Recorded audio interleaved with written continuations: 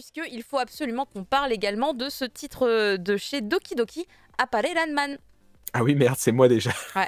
Je croyais que c'était Fumble, mais c'est vrai qu'il a déjà bouquin de ses titres. On l'a enlevé. Mais oui, on l'a enlevé. oui. Et ben, Appare Ranman, donc, qui était le fameux titre qu'on a teasé tout à l'heure avec Fumble, que Fumble n'a pas trop aimé, mais qui n'a pas aimé l'anime. Mais il n'a pas aimé l'animé. Donc, on va quand même reparler de quoi parle Appare Ranman. Oui. On est au 19e siècle, au Japon, et en fait, on suit Kosame, qui est un samouraï. Pleutre est peut-être pas le mot, mais on va dire prudent. Je lui disais ce mot-là, c'est-à-dire qu'il n'est pas fanfaron comme ses autres collègues samouraïs, il fait partie d'un dojo un peu plus modeste, il est beaucoup plus sage et mesuré, et il a un seul vrai souci dans la vie, si seulement, c'est que son ami d'enfance, Kosame, qui est le personnage au premier plan avec la coupe de cheveux en pétard, qui est un garçon, parce que moi j'ai vraiment cru que c'était une fille au début, et c'est en fait un fils de marchand, je crois, mais il est très farfelu, et surtout c'est un passionné de science, de technologie. C'est un peu le Senku du Japon du 19e siècle, Caro. Je te donne le truc, comme ça tu captes tout de suite. Non, t'aimes pas Dr. Stone? Si, Dr. Stone, j'aime beaucoup. Et il y a la série qui se termine d'ailleurs. Je crois qu'on bah voilà, je te dis, c'est un peu l'équivalent. C'est un personnage... il est à contre-courant de tout le monde, et tu vois, il est déjà, lui, il veut construire des moteurs, et voilà, c'est sa passion, quoi. Et par un concours de circonstances malheureux, on va dire que Appare va être, on va dire, pas prisonnier, mais on va le mettre en prison, il va purger une peine, et il dit « Oh non, j'ai pas envie ». Donc il se barre, et dans sa fuite, il emmène par accident Kosame.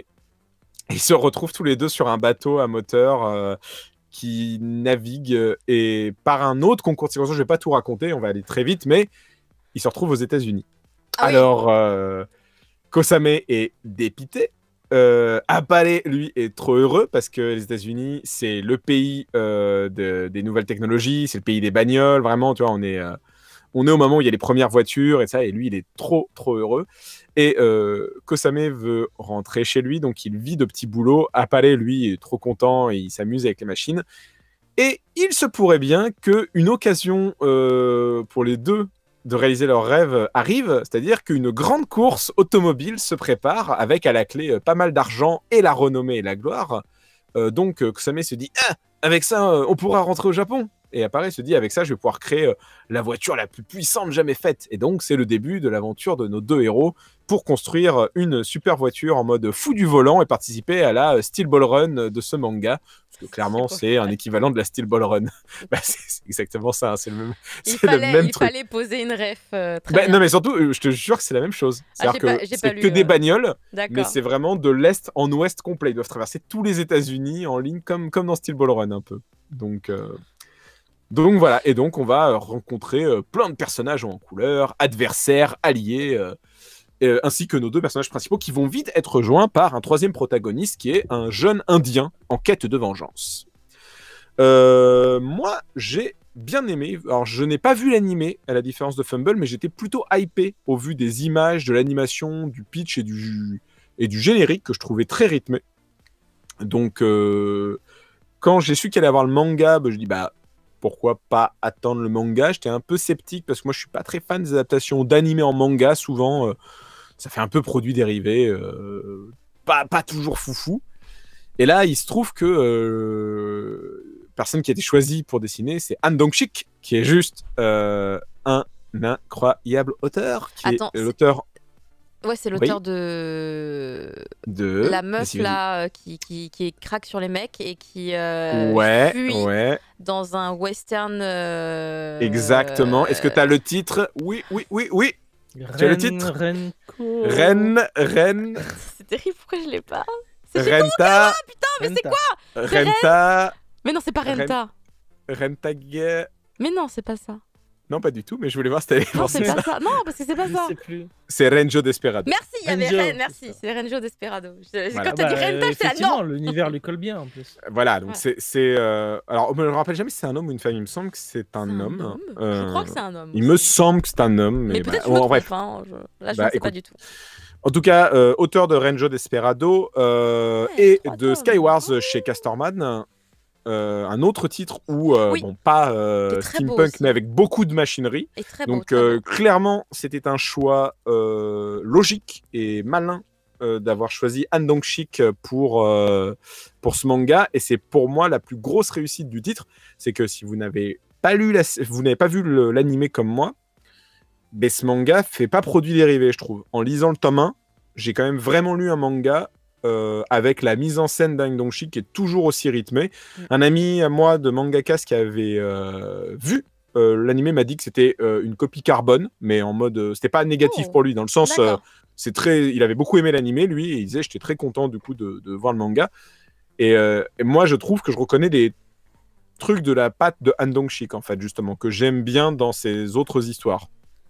Et on va être sur un univers ça va pas être aussi mélange des genres que Renjo Desperado pour ceux qui l'ont lu, parce qu'on reste quand même sur quelque chose de très pas réaliste, mais disons qu'à part le personnage de Appare, qui est un peu farfelu et excentrique, les autres personnages collent à ce qu'ils sont dans leur époque, en fait. Kosame est un samouraï de son époque.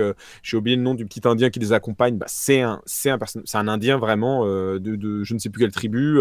Il y a des Européens qui arrivent, c'est des Européens. Les Américains sont des Américains. Enfin, voilà, il n'y a pas de truc trop fantasque à ce niveau-là, à part Appare. Mais on est sur un titre qui est pas prise de tête, qui réinvente rien, mais qui est plutôt frais, plutôt dynamique, qui se lit vraiment bien.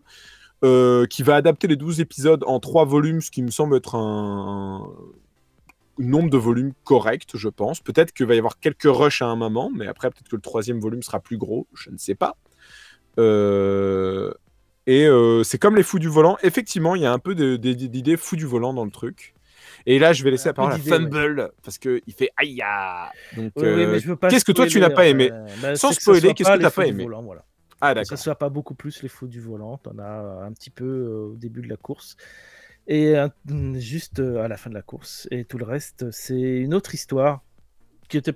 l'histoire est pas si mal, mais c'est pas celle que j'attendais, et tout ce déballage de grosses bagnoles pour les utiliser si peu et faire si peu de courses, au final ça m'a beaucoup déçu en fait. Voilà.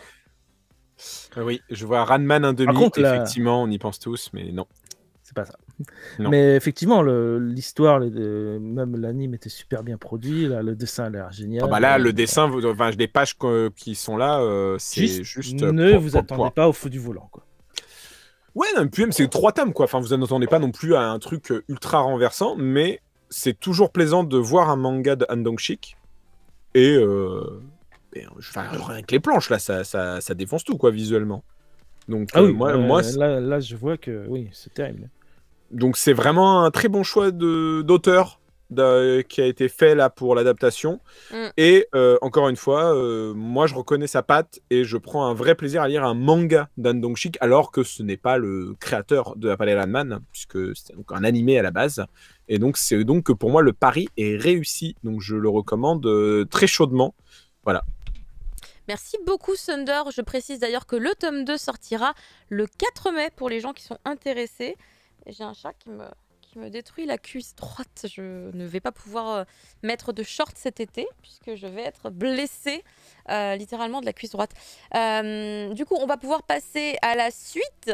Mais clairement, merci d'avoir mis en avant le dessinateur. Je suis trop fan de lui aussi. Et merci à Sansa Monstrous. Effectivement, l'Indien s'appelle Ototo. Merci de m'avoir rappelé son nom. Ototo. Voilà. Ototo. Ototo. C'est un autre éditeur. Ça ne va plus. Ça va. On mélange tous les éditeurs. Mais c'est chez Doki Doki, n'oubliez pas. Oui, voilà. C'est le manga et chez Doki Doki. Attention, c'est juste l'Indien qui s'appelle Ototo. Enfin, Hototo.